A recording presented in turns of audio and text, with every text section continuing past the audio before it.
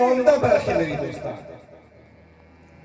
اولین دا چې زه د زړه له کومې تاسو څخه مننه وکړم. زه مننې ته راغلی، زه ستاسو پوښتنې ته راغلی. مننه ځکه درنه کوم چې د نظام تر څنګ ولاړ یاست.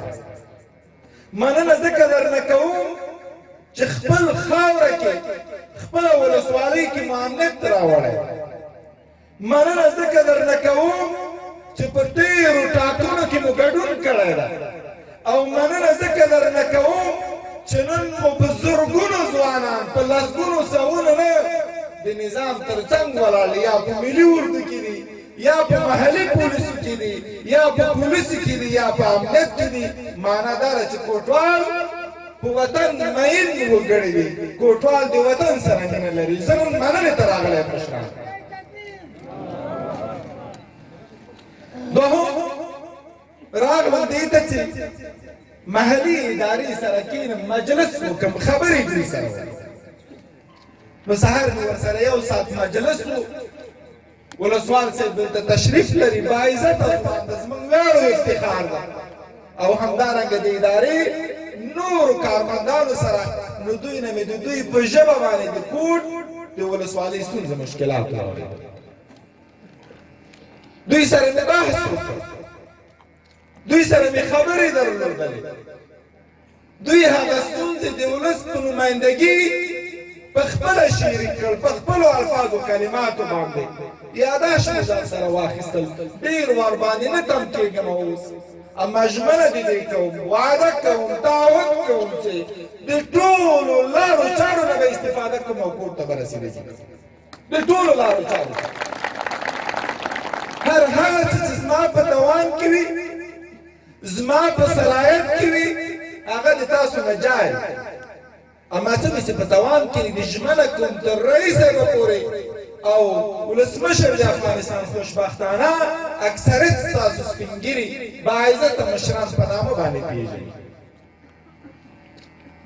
ځکه مو پېژني چې هغه هم د منطقې سره مینه لري، هغه ستاسو په ارزښت باندې پوهېږي، هغه ستاسو د قربانیو نه خبر ده، هغه ستاسو سرښندنې نه هېروي.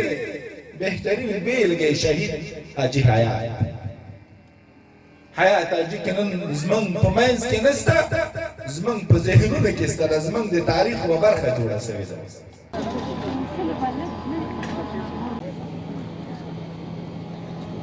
میلیونونو روپۍ په دې دغې باندې په دې سړک لګېدلي، خو چې عملاً والي صاحب لاړ شي وګوري مکمل د تخریب سره مخ دی.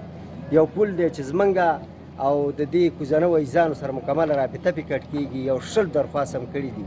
هر دغه چې راغلی دی که ولایتي چارواکی دی که دغه دی، خو موږ له یې ویلي چې یاره موږ راځو، خو هلته عملاً څوک نه دي راغلي. عملي کار له ډېر ضرورت دی، استنادي دیوالونو لپاره ضرورت دی.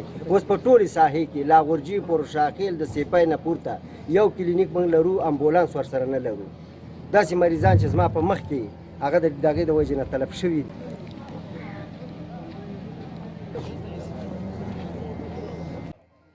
د 40 کالو نه زیات په دې ملک کې جنګونه روان دي. ستاسو توجه دې له غواړو چې مشران زموږ او ستاسو چې څومره دي او تاسو په اثر لرئ، هغوی ته ښې مشورې ورکړئ تر څو د ملک ته سوله راشي، ثبات راشي، امنیت راشي. دغه جنګونه او دغه مرګونه نور الله پاک ختم کړي. د مذاکراتو هغه ټیمونه چې په خطر کې ناست دي، د دغه ځایان او د دې میډیا نه په هغوی باندې غږ کوو چې په دې ولسونو باندې ورحمېږئ، په دې خپلو ورونو باندې ورحمېږئ، په دې افغانانو باندې ورحمېږئ. د خدای لپاره، د خدای په خاطر باندې دا څه حالات چې روان دي، او موږ او تاسو د پردو د جنګونو ښکاري د بل چا لپاره جنګېږو. دا جنګ زموږ نه، دا جنګ پردی دی. نو د خدای خاطر وکړئ چې د سولې مذاکرات شروع کړئ او په اول قدم کې وربند وکړئ. دایمي ورباندې کوي زمونږ د هغوی نه د ټولو ولسونو په نمایندګۍ باندې زمونږ تقاضا ته نه ده زمونږ خواهش ته نه ده د دې موجوده حالاتو ته دي ورسره خوا کې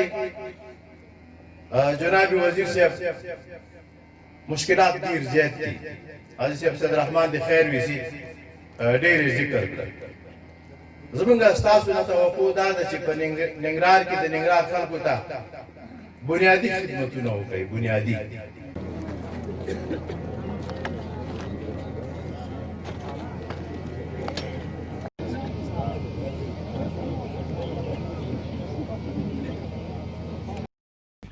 پژواک خبری اژانس د پیښو ریښتینې هنداره